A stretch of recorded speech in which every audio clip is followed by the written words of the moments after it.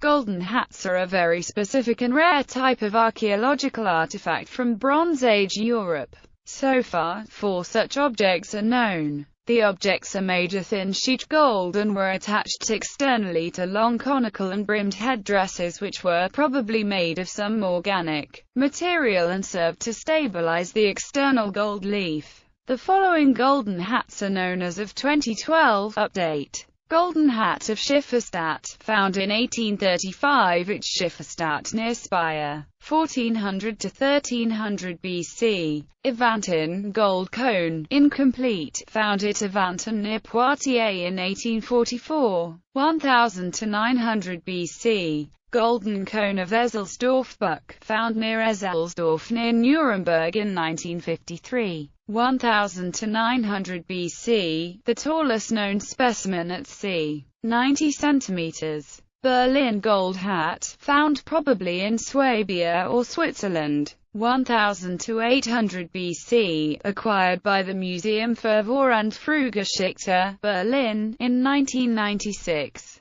Cultural context. The hats are associated with the Proto-Celtic Bronze Age Urnfield culture. Their close similarities in symbolism and techniques of manufacture are testimony to a coherent Bronze Age culture over a wide-ranging territory in eastern France and western and southwestern Germany. A comparable golden pectoral was found at Mold, Flintshire, in northern Wales, but this appears to be of somewhat earlier date. The cone-shaped golden hats of Schifferstadt type are assumed to be connected with a number of comparable cap or crown-shaped gold leaf objects from Ireland and the Atlantic coast of Spain. Only the Spanish specimens survive. Archaeological context. The archaeological contexts of the cones are not very clear. At least 2 of the known examples appear to have been deliberately and carefully buried in antiquity. Chronology. Although none can be dated precisely, their technology suggests that they were probably made between 1200 and 800 BC. Function. It is assumed that the golden hats served as religious insignia for the deities or priests of a sun cult then widespread in Central Europe.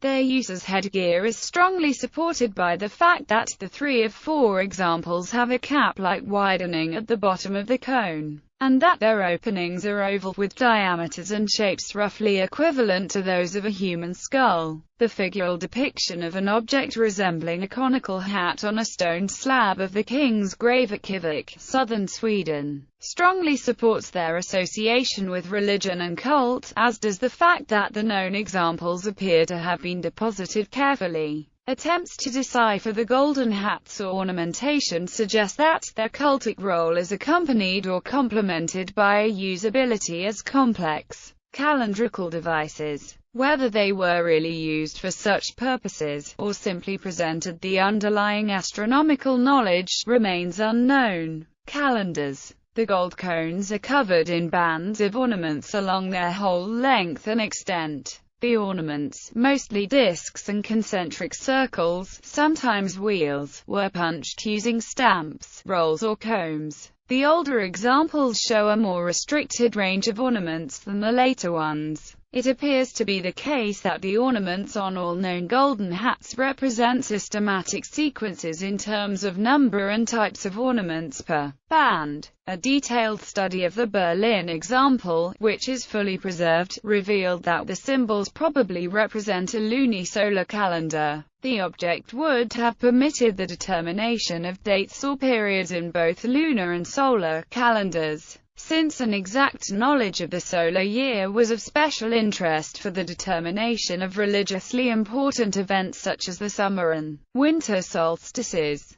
The astronomical knowledge depicted on the golden hats was of high value to Bronze Age society. Whether the hats themselves were indeed used for determining such dates, or whether they simply represented such knowledge, remains unknown. The functions discovered so far would permit the counting of temporal units of up to 57 months. A simple multiplication of such values would also permit the calculation of longer periods, e.g., metonic cycles. Each symbol, or each ring of a symbol, represents a single day. Apart from ornament bands incorporating differing numbers of rings, there are special symbols and zones in intercalary areas, which would have had to be added to or subtracted from the periods in question. The system of this mathematical function incorporated into the artistic ornamentation has not been fully deciphered so far, but a schematic understanding of the Berlin Golden Hat and the periods it delimits has been achieved. In principle, starting with zones E, a sum is achieved by adding a relevant contiguous number of neighboring sections,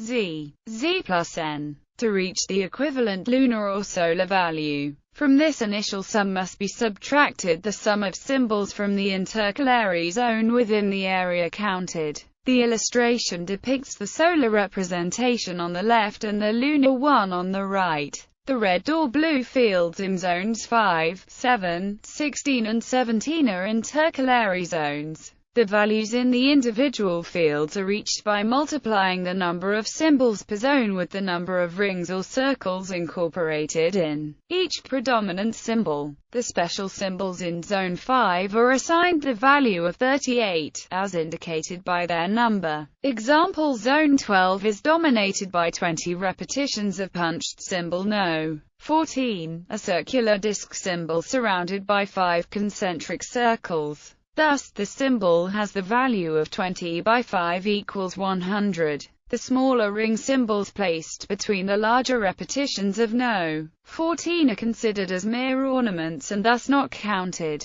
Through this system, the hats can be used to calculate a lunisolar calendrical system, i.e., a direct reading in either lunar or solar dates, as well as the conversion between them. The table can be used in the same way as the original golden hats. To determine the number of days in a specific time period, the values of the colored fields above are added, reaching an intermediate sum. If any of the red intercalary zones are included, their sum has to be subtracted. This allows the calculation of 12, 24, 36, 48, 54 and 57 synodic months in the lunar system and of 12, 18, 24, 36, 48, 54 and 57 sun months. Example: to determine a 54-month cycle in the lunar system, the numerical values of the green or blue zones 3 to 21 are added, reaching a sum of 1,739 days. From this, the values of the red intercalary fields 5, 16 and 17 are subtracted. The result is 1739 to 142 equals 1597 days, or 54 synodic months of 29.5305 days each. The overall discrepancy of 2 days to the astronomically accurate value is probably the result of a slight imprecision in the Bronze Age observation of synodic and solar month. Manufacture: the golden hats known so far are made from a gold alloy containing 85 to 90% Ho, about 10% Ag and traces of Cu and Sn. They are made of seamless single pieces of gold sheet, hammered to a thinness between 0.25 mm and 0.6 mm. Thus, the cones are surprisingly light considering their size. The Ezzelsdorf example, measuring 89 cm in height, weighs only 280 grams. Because of the tribological characteristics of the material, it tends to harden with increasing deformation, increasing its potential to crack. To avoid cracking, an extremely even deformation was necessary. Additionally, the material had to be softened by repeatedly heating it to a temperature of at least 750 degrees Celsius. Since gold alloy has a relatively low melting point of about 960 degrees Celsius, a very careful temperature control and an isothermal heating process were required, so as to avoid melting any of the surface. For this, the Bronze Age artisans used a charcoal fire or oven similar to those used for pottery. The temperature could only be controlled through the addition of oxygen, using a bellows. Considering the tribologic conditions and the technical means available at the time, the production even of an undecorated golden hat would represent an immense technical achievement. In the course of their further manufacture, the golden hats were embellished with rows of radial ornamental bands, chased into the metal. To make this possible, they were probably filled with a putty or pitch based on tree resin and wax. In the Schifferstadt specimen, traces of this have survived.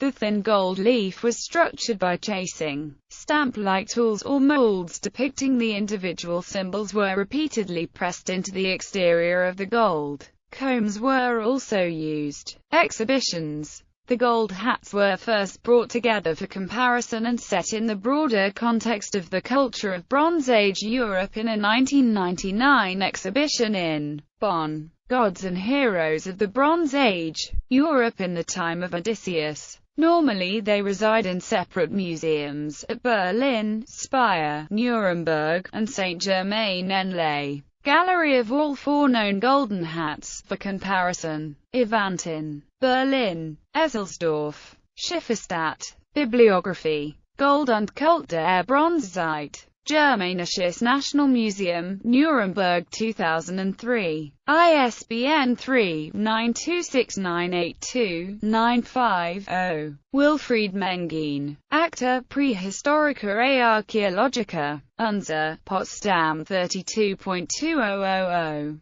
31-108. ISSN 0341-1184. Peter Schauer. Die Goldblechkegel der Bronzezeit, ein Beitrag zur Kulturverbindung zwischen Orient und Mitteleuropa. Habelt, Bonn 1986. ISBN 3-7749-2238-1. Gerhard Bott. Der Goldblechkegel von Ecclesdorf. Theis, Stuttgart 1983. ISBN 3-8062-0390-3. Mark Schmidt. Von Hutten, Kegeln und Kalender oder das blendende Licht des Orients. In Ethnographisch-Archäologische Zeitschrift. Berlin 43.2002. 499-541. ISSN 0012-7477.